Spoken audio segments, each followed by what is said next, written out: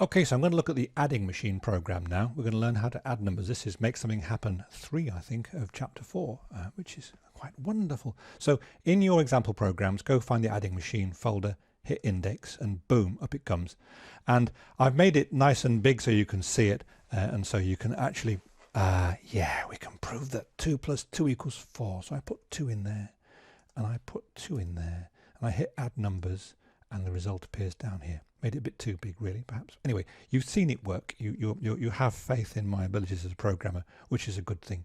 This is the program itself, and what we're going to do is we're just going to have a little investigation of how we actually get the numbers into the program and make it work. And to do that, we're going to need the console. And to get the console, we're going to have to go and find it, which is boom. Here we go. So now we're quite happy with 2 plus 2 plus 2 is 4, and if I add 2 strings together, and it's important you understand the difference that those tiny little double quotes make, then I get 22, which is perfectly fine, because if you add the string 2 to the string 2, you get 22. And there are it's really important that I keep saying that, but it is important that you get this, for it is important.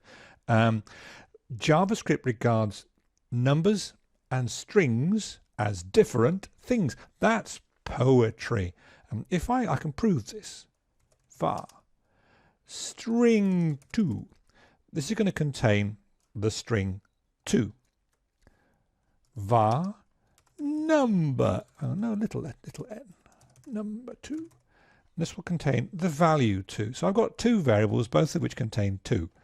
One of them is a string 2, and one of them is the numeric value 2. So now what I can do is I can ask Java, hey, that variable called string 2, what type is it? And there's a function called typeof, which actually does that. So I give it string 2.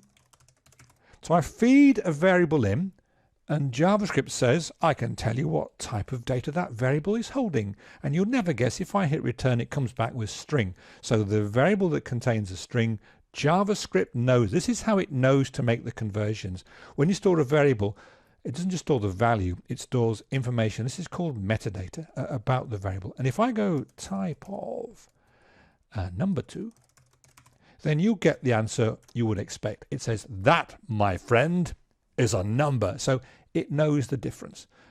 If I want to, I can use a function called number, and what number does it takes whatever you give it and tries to make it into a number. So if I go var converted to, and I make it equal to, there's my function called number. It has a big shouty capital N. I'm not sure why, but it does. Just deal with it. String 2. So feed the string 1 into number, and guess what? If I now ask, hey, JavaScript, what type is converted to? And JavaScript says, you've made it into a number. Isn't that amazing? So what we've got is a thing which will take a number,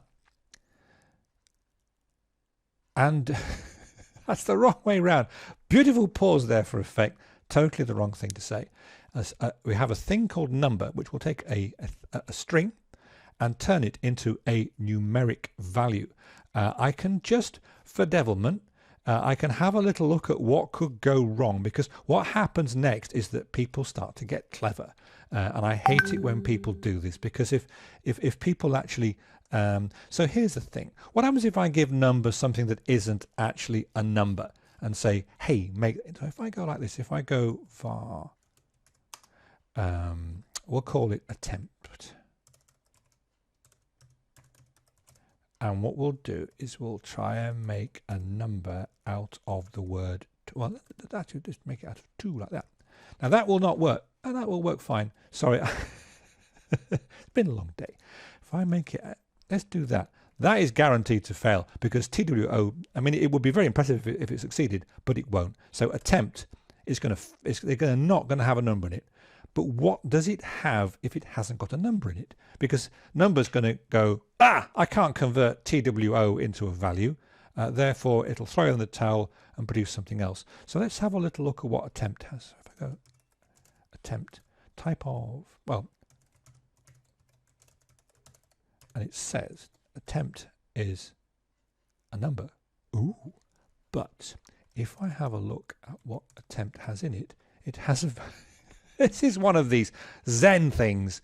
This is not it's everything makes completely sense. Everything makes complete sense, but only when you know everything. If you're missing a bit, then it all seems completely insane. So what have I just done, and why should you listen, and do you still have the will to live? Let's take this slow motion. I did something stupid. I said, take the string TWO and give me a number from that. And the number function said, can't do that. So I'm going to give you something back which is not a number. And that's exactly what NaN stands for. So the number function goes, I'm going to give you this thing. The type of it is a number, but its value is this special marker value I keep lying around, which means this is not a number. And that's kind of important, because when you look at what JavaScript numbers have in them, they usually have a value, but they can also have a symbol, a setting, a characteristic, a position on the scale, which means actually I'm not a number at all. And that's what attempt has in it. If I go, what is the result of adding attempt to 2 would be? Try and add not a number to a number. I get a non-number. As soon as I add this in, it's like kryptonite, I guess, to Superman. If I put this in a sum, whatever I get coming out of it will not be a number because it's kind of broken. Now, if you're looking at some programming languages, you get errors from them when you try and make them do things that are stupid. JavaScript does not do that. It's one of the things I find interesting and also rather annoying, because what it means is that I could do lots and lots of calculations involving my variable called attempt, and they'd all be rubbish because the number would be not a number. If that didn't make sense, just think about what the poor number function can do when you give it a string of text that isn't a number. Where does it go? It has to return something. It can't return nothing. So it goes, I'm going to give you a numeric value which specifically means this does not contain a number of any significance. I have gone wrong. Now, the good news is that you can test for not a number in your programs. We'll do that in the next chapter when we start doing conditional execution. So the good news is that you can write programs that detect when users have done something stupid. But as you will find out in the text of the book, there's a much better way of stopping you being given strings like TWO to make numbers of in the Java HTML sort of environment, and we'll find that in a moment or two. But for now, you've seen at least how we can use the number function to take a string of text and make a number from it, and you've also seen how number fails when you do something stupid with it. And so now go back to the book with a smile on your face and a song in your heart.